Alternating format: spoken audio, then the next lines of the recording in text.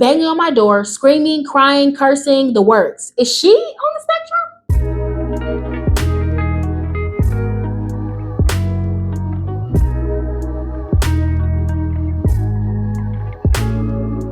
Hey, what is up, society? It is your favorite one to be influencer and sovereign Chloe. Welcome back to another Reddit story video, baby. I know that you read that title, so you know we're getting back into this Reddit story, so I'm not gonna hold y'all on for any longer. Let's just get right into the video. First story. My 23 female sister, 30 female, is upset that I babysit my friend's 23 male and 22 female baby over her nightmare kid. How can I get my family to understand that her kid is a nightmare? Girl, you don't gotta do none of that, baby. Hire a motherfucking nanny. The hell? I don't gotta babysit your child. You decided to pop out that crotch goblin. See, anyway, throw away so my family doesn't connect it to my main. I'm a 23-year-old child-free woman. I don't know if this is needed for the story. And my sister is 30 with a 4-year-old son. She's a single mom. Ex-husband is not in the picture and has no contact with her or her kid. I'm gonna get straight to the point. The kid is a nightmare to be around. It's not his fault. It's my sister's fault. He very clearly has behavioral and mental health disorders, even at his young age. Well, you can be diagnosed very young. I think that like autism, they're able to notice that like at 1 or 2. And I was diagnosed with my mental disorders when I was 5. So, continuing. However, my sister was and is very ableist and refuses to accept that her son has problems. I don't understand parents who do this. Why are you trying to make it seem like your kid having these disorders is a bad thing? And that's the bad thing about these parents. Like they make it seem like their kids having these disorders is a bad thing, and it's really not. Like if you make sure to give your kids the right resources and everything, it doesn't always work depending on how far on the spectrum your child is. However, there is ways to help them. Just ignoring them is not going to do anything. Continuing, the kid screams bloody murder whenever something doesn't go slightly his way. Screams and cries when he's overwhelmed and melts down to certain sounds and textures. Okay, so he probably has sensory issues. Continuing. Like I said, I don't blame the kid for these issues, but my sister refuses to get him treatment or help, which makes this kid a nightmare to be around. So, as a result, I don't babysit the kid when my sister asks. More like demands I do so. Girl? Continuing. This causes a lot of fights between us and our family. I don't know how this can cause a fight unless you're engaging. Baby, blocking everybody's number. Next. I have a friend, 23 male, who's married to a wonderful lady, age 22, and they have a baby boy together who just turned 1. Yes, they got married and had a baby young, but it's not my place to judge them. Girl. Just playing, y'all. Continuing. This past weekend, they asked me to babysit for them, and I agreed for a few reasons. Their kid is calm, well-behaved, and a general good kid, toddler, baby to be around. I love babysitting him. Also, they asked me nicely and understood that I might say no because I'm child-free. They were polite about their request. A thing about me is that if you ask me to do something politely, even if it's something I wouldn't usually agree to, I'd probably do it just because you were nice and polite. For these reasons, I happily agreed to babysit the boy. My sister also asked me to babysit her son that day so she could have the day to herself, and I refused and told her that I was already babysitting my friends. She was pissed, to say the least. She said a few comments about how I'm an ass and not a good sister, but I thought she dropped it after that. See, this is what I'm not understanding. You know that your child has a lot of issues. You know that this child is dealing with mental issues of some kind, and you refuse to get him help because you're ableist. But then expecting other people to take that load, you're drained your damn self. You're tired and exhausted your damn self because dealing with a child on the spectrum, especially when you don't get them any type of help because you refuse to believe that they're abnormal, you literally go through the same bullshit that you're putting everybody else through. You're already tired. You're already exhausted. You are overwhelmed your damn self. But you're trying to push it off on your sister and trying to make it seem like she's a bad person because she doesn't want to watch your kid. You don't even want to watch your own kid. Like, that's why just being ableist doesn't even make any fucking sense. Helping him would automatically help you and make other people want to basically babysit him because they will have tools to be able to help him out. Y'all need to get away from that shit. Continuing. This past weekend, while I was watching the baby, my sister started banging on my door. Girl, she would have got met with the missing rascal tool. You must have a bling camera or something, so you knew she was right there. Because, baby, if I know who's at my door, baby, may as well call me Michael Myers. I ain't playing. So anyway, I looked through the window and saw that she had her kid in a care bag with her. Oh, baby. Leave that baby at this doorstep if you want to. I will be calling CPS on you for child neglect. Sure would. Continuing. Had a care bag with her, and I knew that she was trying to drop him off and make me babysit. She was banging on the door, yelling at me and calling me heartless and a baby hater. while I was holding the baby, ironically. Right, girl, how am I a baby hater if I got a baby? What is he talking about? Continuing.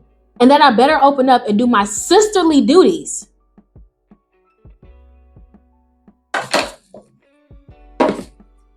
Y'all, don't mind me. I'm just looking for the contract that I signed that said that I was supposed to babysit somebody's kid when I became a sister. Oh, wait. Don't I not have a choice in becoming a sister? So there couldn't have been a contract. Bitch! Oh! Okay. I put the baby in a different room to keep him from getting scared by the noise and told my sister through the window to leave or I'll call the cops. Period, girl. I've been called them. Fuck that. Come get this lunatic off my doorstep. She started cursing for a solid 5 minutes before she finally left. I had the whole thing on my doorbell camera and sent it to my family group chat. Surprisingly, my whole family is on my sister's side. Of course they are, because they don't want him. They don't want the child either. If y'all want the need to be babysitting, y'all take him. Since we're all on the same page, I'm a shitty person. Y'all take them. I find it interesting that nobody is offering up their assistance. I find that very interesting, but they got the time and the place to judge you, to get on your ass, to say something about you. Bitch, that's why I don't fuck with my family right now. Hell no. Continuing. She keeps arguing about how I'd rather babysit a kid not even related to me over my own nephew. I've reminded her that kid is not a nightmare to be around, and she keeps saying that for family, you help out. Girl, I don't give a fuck. Fuck you and this family. How about that? I don't have no family. All of y'all disowned. Boom. Problem solved. Hands clean. Continuing. My sister has been cold since and keeps sending me text messages to provoke me into an argument with her. She also started saying some pretty ableist and nasty things towards my friend's wife. What the fuck? My friend's wife is on the spectrum and has BPD, so bipolar disorder. And my sister keeps saying that she should have been sterilized and never should have passed her issues to her kid. Bitch! Oh, bitch. Listen, the Lord said, vengeance is mine. But the Lord also said, eye for an eye.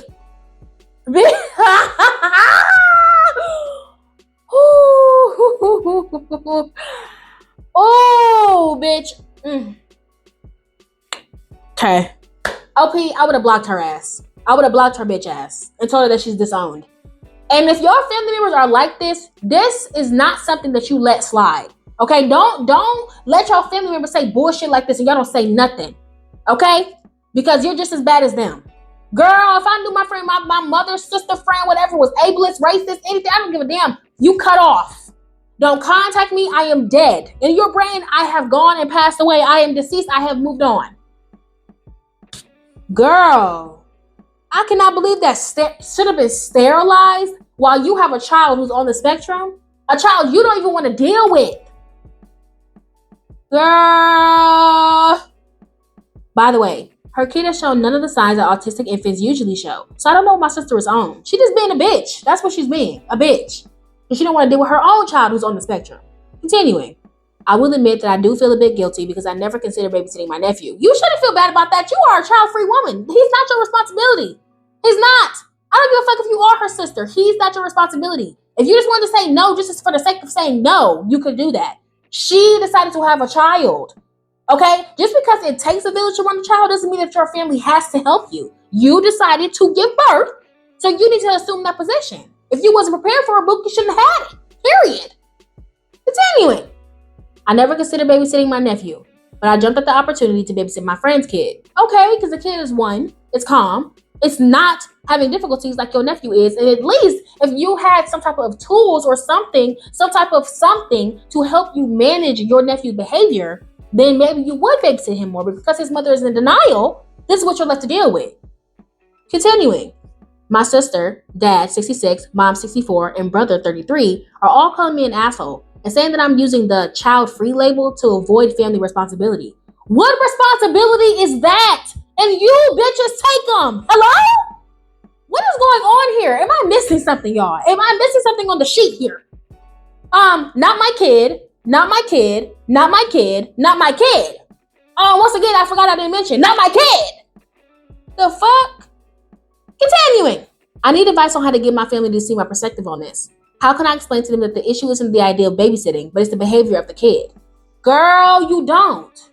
You don't. Let me tell you what you do. First of all, they're gaslighting you. Second of all, they're toxic as fuck. Third of all, you may not be able to choose your relatives, but you can choose your family. We need to get that in our fucking heads. If somebody in your family is making you feel some type of way and is being nasty, disrespectful, and XYZ to you, makes you feel like you can't be yourself around them, you don't need to have a relationship with them, period. Just because I have blood relation to you does not mean that I have to have a relationship with you. Just because we are blood related does not mean I have to have a relationship.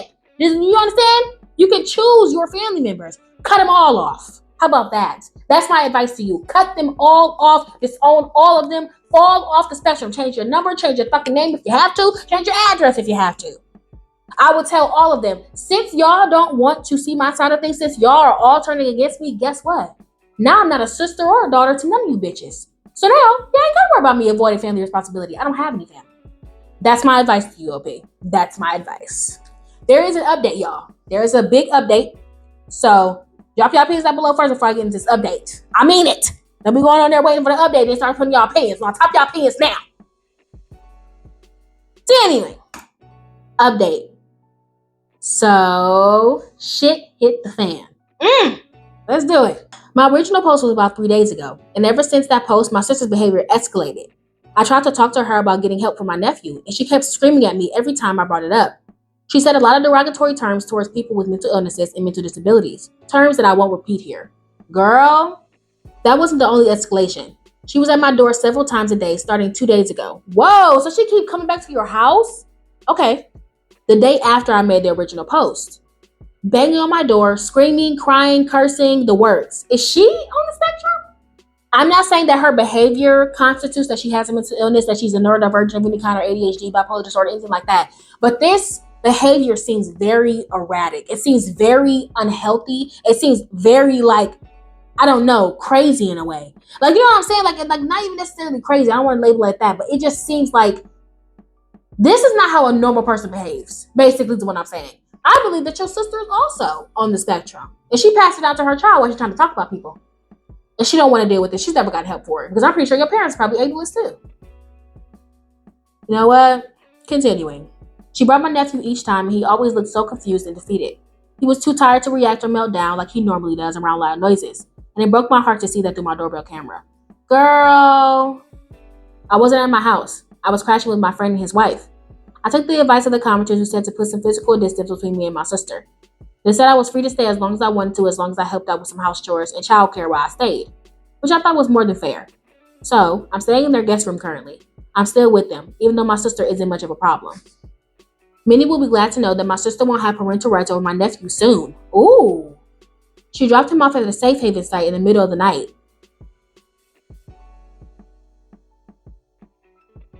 I'm going to read that again, so to make sure y'all heard it.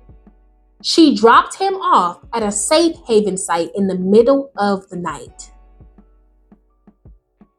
What the fuck did I say? She didn't want to deal with him either. And she's probably on the spectrum herself, and she's probably extremely overstimulated and overwhelmed because that's two clashing behavioral issues that are going untreated. And this is why I say, if y'all don't know anything about my page, if y'all don't ever take anything from my page, one thing you will know is that I'm a mental health advocate to the day that I die. Why? Because I'm somebody who knows. I'm on the spectrum myself. So I completely see this from this perspective, from experiments-wise and just studying it up on my own, because I've been somebody who's experienced this, bad behavioral issues and not being understood. And mental health is just not being talked about in these past couple of years, but there's still so much we do not know. This is probably an undiagnosed person. I'm not a psychiatrist. I'm not a therapist. So I'm not going to diagnose her. But this feels like undiagnosed behavior. And it's trickled into her child and she's overstimulated. But continuing. Totally a fun phone call to wake up to at 2 o'clock in the morning. And my nephew is currently with my parents. Social services placed him with my parents and he's set up to have mandatory therapy. Period. He needs to have therapy. That's good. In my state, don't know if it's different in others, if a child is abandoned in any way, safe haven or not, a physical and mental health exam is done. Good. I mean, it's messed up that he has to be dropped off, but it's good that he's getting a psych evaluation. He needs one. Other than being a little underweight, my nephew was physically healthy. He wasn't being physically abused like a few of you were worried about, but it was obvious he needed mental help. So he'll be starting therapy soon, as mandated by the caseworker. Good. We are not looking for my sister. After she dropped her son off, she left. She had quit her job a few weeks back, sold her car, and even her house a few weeks ago, and has been renting a place. So this was planned. Right. So she was probably planning on dropping him off at your house and just disappearing. Oh my God. She was probably planning on doing that. Continuing. In my personal opinion, she planned to abandon her son the day I was babysitting my friend's baby, which is why she had such a nuclear reaction. Yeah. Oh my God. You diabolical bitch. Continuing. She did leave a note saying that she can't do it anymore. She met someone and that she doesn't want to be a mom to my nephew anymore. Of course, because you refused to get him help. In her note, she says she deserves a normal kid and not a burden like my nephew. You are insane. Bitch, you literally tried to convince your sister that he was not having any issues when you could have literally been getting him help this entire time to help yourself out. Like, okay, continuing. I seriously hope that my sister doesn't have any more kids with this mystery person she's referring to. But it seems like she's running off to start a new life and family. Girl, I hope not. Lord, take her uterus now. Continuing. She still has 30 days to reclaim rights over my nephew. But it doesn't look like she'll do that. Time will tell. Girl, she ain't coming back. Like I said, I'm still with my friends because I was worried my sister would do something. My parents and brother have also been blowing up my phone and coming to my house, switching between apologies and blaming me for this. Girl, bye. What is wrong with y'all? Why don't y'all have any type of accountability? Girl, I'm telling you, I would change my address, block my number, everything. They think maybe if I babysat that day, that she wouldn't have done this. But I think she wanted me to babysit so she could do this. Okay, so you think one time of me not babysitting explains why she quit her job, sold her car, sold her fucking house, and met this mystery person? You think all of that, which she planned weeks ahead of time, by the way, premeditated, okay, has something to do with not me babysitting? With me not babysitting this child, really? Okay, continuing. I'm not mad at them for blaming me. I understand my sister is still their family and they're rightfully in shock and they want someone to blame. Bitch, fuck them. If you not mad that they're blaming you, I'll be mad for you. We'll be mad for you. Fuck you, motherfuckers. How about that? Continuing. They're human. And I know humans can be cruel sometimes while they're going through shock and grief. I don't give a damn. I get that too. I do get that. I understand it because I come from an empathetic standpoint all the time as much as I fucking can. However, there is limitations to everything. You can be in shock. You can be in grief. Doing this, unacceptable. Unacceptable. People experience grief all the damn time. You don't see me blaming everybody else except for my motherfucking self for shit. Come on now. How the fuck is her abandoning her child my fault? How is her not being a mother and stepping up to the plate for her child my fault? How is her ignoring clear signs of mental illness in her child my fault? Get the fuck out of here. I'm not trying to hear none of that shit. Continuing. So yeah, that's my life right now. Girl, this was ridiculous. This was absolutely ridiculous. This was fucking insane. Okay, your sister is insane, and you're not the asshole for not wanting to babysit that child. She knew that he was on the spectrum. She's probably on the spectrum herself. She knew, and I don't understand this. This is the same thing with those people who be standing outside of abortion clinics with the signs up saying "Save the children," but the moment that they bitch has to get an unwanted pregnancy, their ass is in the motherfucking clinic getting an abortion. What the fuck is with this double standard bullshit? You want to ignore that your child is on the spectrum because you want to be an ableist bitch. When all you had to do was find him help. And even if you got your kid help and it was still too much for you. Hey, I say it all the time. I would much rather a mother give up her child than keep a child and abuse them or anything like that, right? Because that's how stuff happens to kids because parents don't give them up. I am proud of her for giving up the child because it was too much for her. But it's like you could have did that a long fucking time ago. Instead of trying to gaslight your sister and try to premeditate abandoning your child with her, instead of being ableist, your ass should have just gave him up in the very beginning and just said, I can't. Because kudos to all the parents who can handle kids with mental illnesses or anything like that. Shout out to my mom, because I know that's a lot of work that you're putting into. You're putting into that kid. It's a lot. And not everybody can handle that. And that's understandable. So I'm not shaming her at all for doing that. Thank God that the child is safe. However, all the shit that she did in the in-between where her ass could have just gave him up in the first fucking place, absolutely fucking not. Fuck her and fuck your family. OP, cut them off. Change your address, change your number, damn near change your name. I wish that child all the love and the support in the world. Thank God he has a caseworker who actually gives a fuck about his mental health. And hopefully the therapy that y'all are putting him in will help him. But he needs a diagnosis. He needs to be able to, not even necessarily medication, because I know medication works for some, but not most. Medication really didn't work for me. I think that he should possibly get medicated if that is what is required or might help him, or just find out coping mechanisms. There is a way. There is a solution. You just have to be willing to put in the work. People who meet me, a lot of people don't even know that I have ADHD. A lot of people don't know that I suffer with anxiety and depression and all those other things. People will never know those things about me because I am a product of me putting in the work over the years. I can speak about this because I've experienced this. I too had behavioral issues growing up. I too had struggled with this. I too am on the spectrum.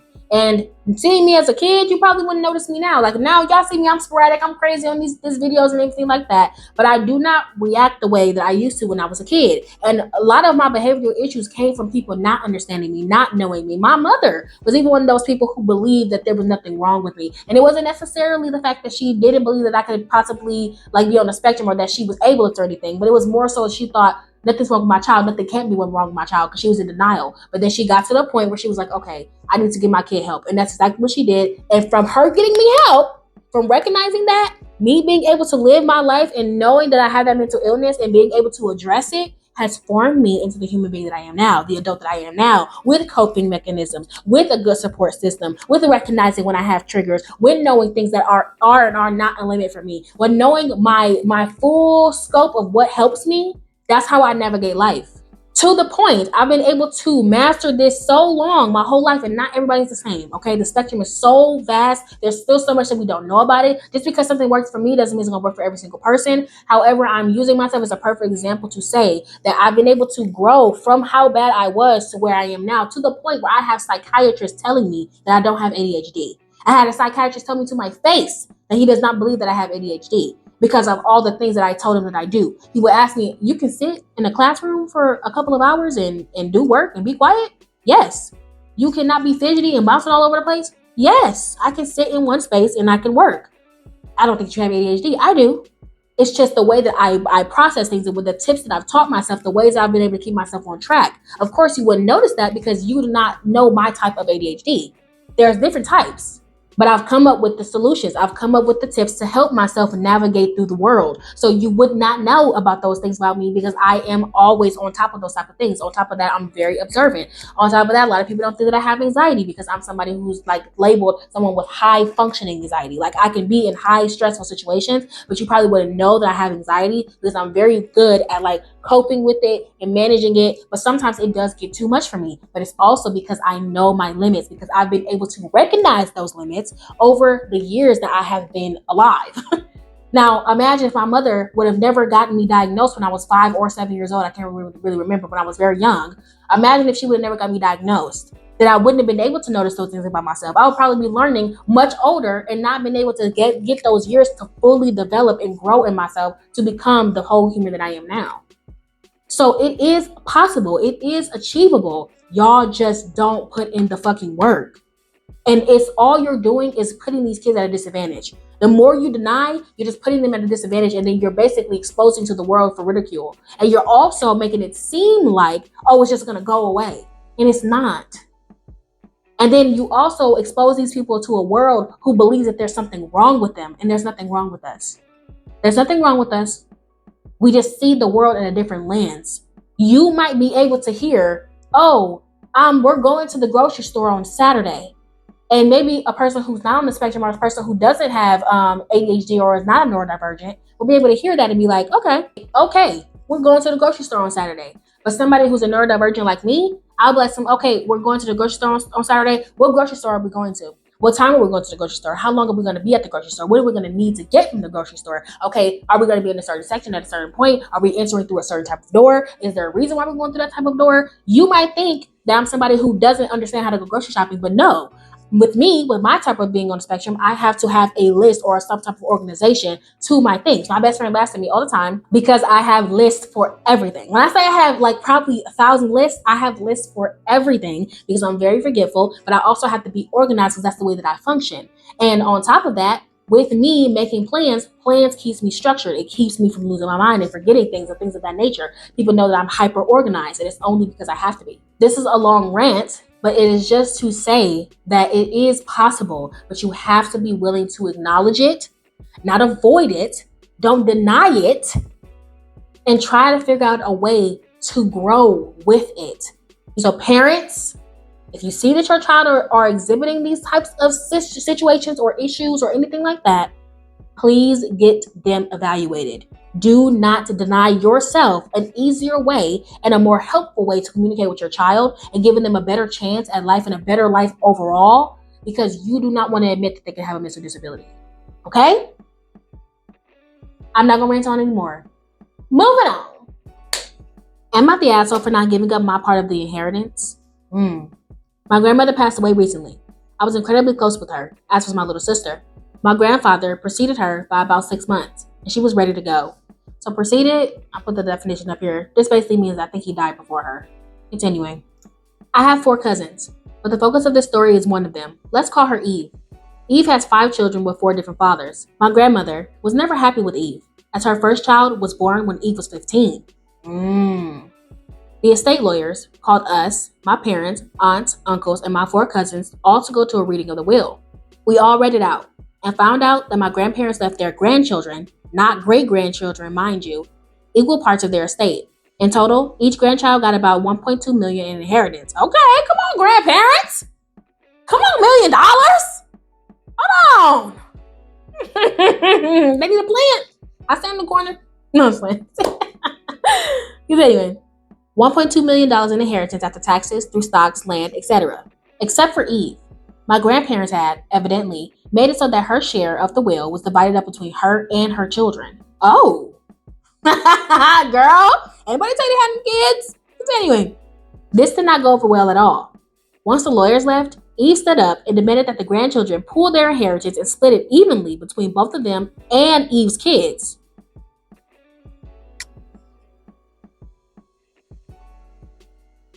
My money? She can't be talking to me. She must be speaking a different language. I'm sorry. Let me make sure that I'm understanding. Because you decided to have 4 crotch goblins, you want me to give up some of my money to your kids that you decided to have. Bitch! Continuing.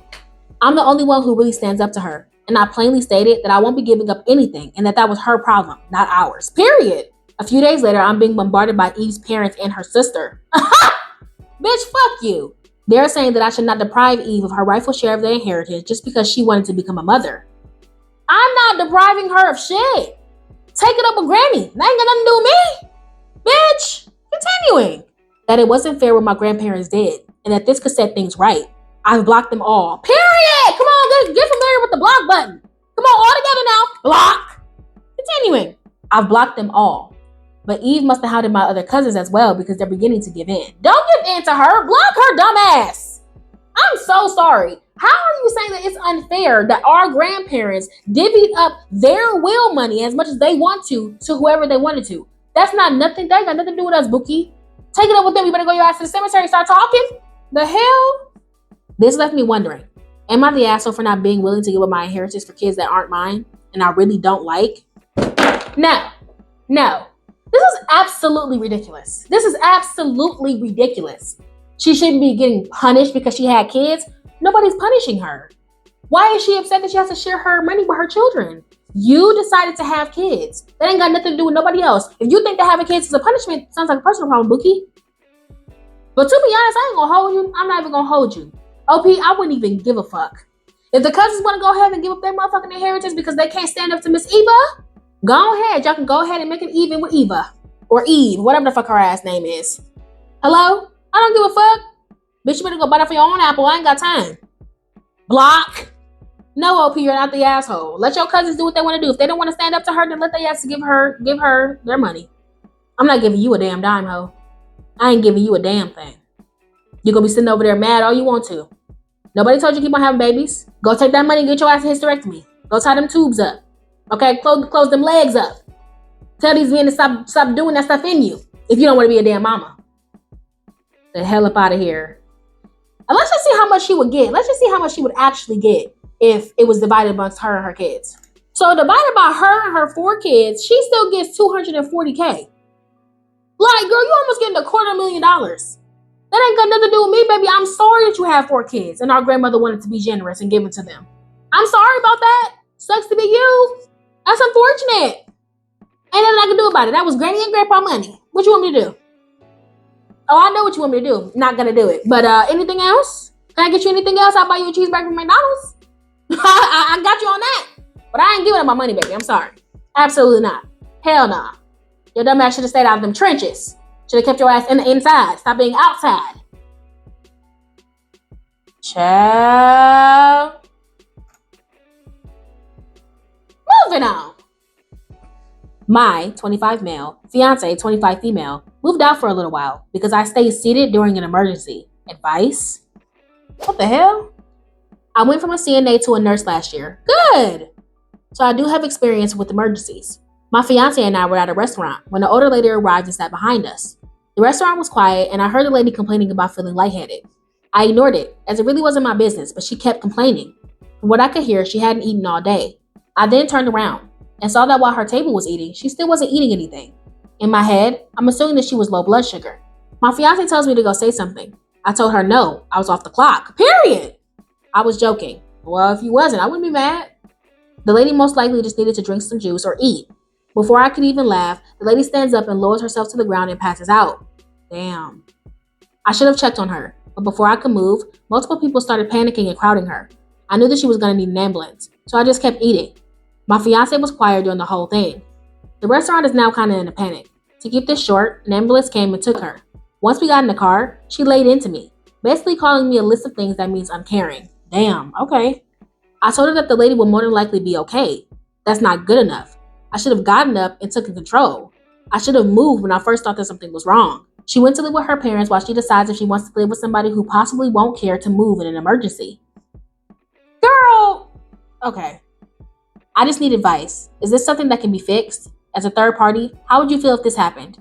Is her feeling like this most likely to never change? What can I say to help deal with this? You can say nothing.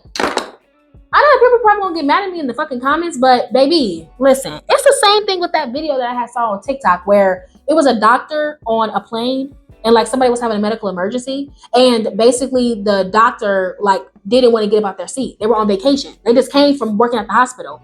Dude, our medical professionals are fucking tired, okay? I know that y'all probably can't understand that because y'all are not in the medical field, but they deal with so much fucking shit. They deserve to have a life too. Just because you're having a medical crisis does not mean that they have to jump in and help. They don't have to. Yes, it is the nice thing to do. I understand that. But these are people too. They get burnt out too. If they don't want to do anything in a medical situation, they don't fucking have to. And I personally don't understand why on a fucking plane that there's not some type of person who knows how to administer medical care in the first damn place. Why don't y'all have manuals on that shit? Why don't y'all have step-by-steps, YouTube University, something? Because it should not be on the passengers to deal with stuff like that. Y'all are the employees. This is y'all aircraft. Or this is y'all restaurants. Why don't y'all have somebody like a manager or somebody when there's a medical situation to have things prepped? Now, I know that you're going to need to have a nurse at a damn restaurant. I get that. I know. But in the case of a situation like that, y'all should have some type of training as a manager or somebody who's designated to that particular role so things like this do not happen and they don't rely on the guests. Because them not wanting to get up, like he said, probably low blood sugar, people pass out all the time, okay? She's probably fine. And if she's not, it's still not his responsibility. Because even though he's a medical professional, doesn't mean that he knows everything. He went from a CNA to a nurse. That does not mean that he knows everything. He's making an inference based off of what's going on. She's saying that she hasn't eaten all day. She gets up, she passes out. People pass out all the time. Yes, it's alarming, but people passing out is not really that big of a deal, y'all. It's not that bad. It's truly not. Sometimes you're just too hot. Maybe sometimes your body is just too exhausted and you haven't given it enough nutrients. Sometimes it's stuff like that. Maybe it is low blood sugar. It does not necessarily mean that she's going to die.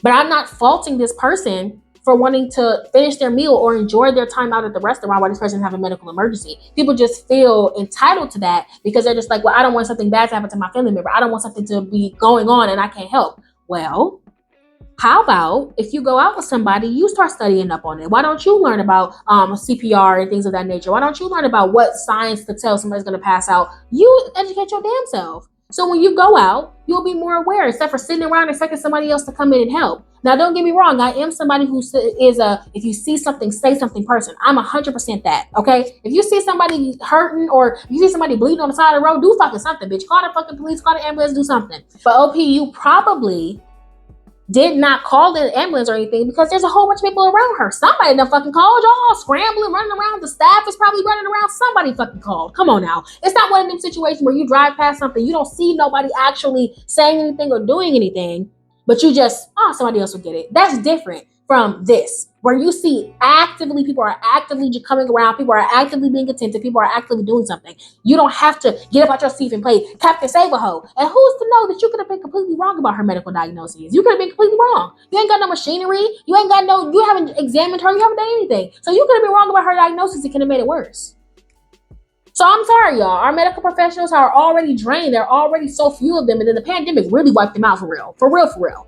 So if they want to not talk on a plane, if they want to eat at a restaurant, if they want to do those things, I'm not going to fault them for that because, baby, they're already working their asses off. Literally, especially if you're in like emergency care, if you're like in the emergency rooms and stuff, like, baby, them be tired. I watched a video of a lady who explained, because she is an emergency nurse, she explained what happened within the first like 7 minutes of her being at work. Baby, I was exhausted after the end of that video. I was exhausted. The amount of things that happened. And that little 3-minute story she was telling us in her first 15 minutes. Sorry. Our medical professionals are people. And they have every single right to live their lives. Even if you're having a medical emergency. How about you educate your fucking self on how to be more attentive when you're out with your family members and friends if you're so worried about their health? That's just me. Thank you. I am grateful to all the medical providers who do something on their free time. We appreciate you guys, but I'm not going to say that it's a requirement because y'all are people too. Y'all have lives too. And OP, as far as your girlfriend goes, I mean, if she can't understand that, if she don't like that, girl, how about you become a nurse and you go out of your way to do it all the time? How about you study up on it then? If you have such a problem with me not jumping into action and doing something, you don't get to tell me what to do with my body. You don't get to tell me what to do with my life. I deal with this shit on a day-to-day basis. I didn't want to eat my motherfucking food and go home.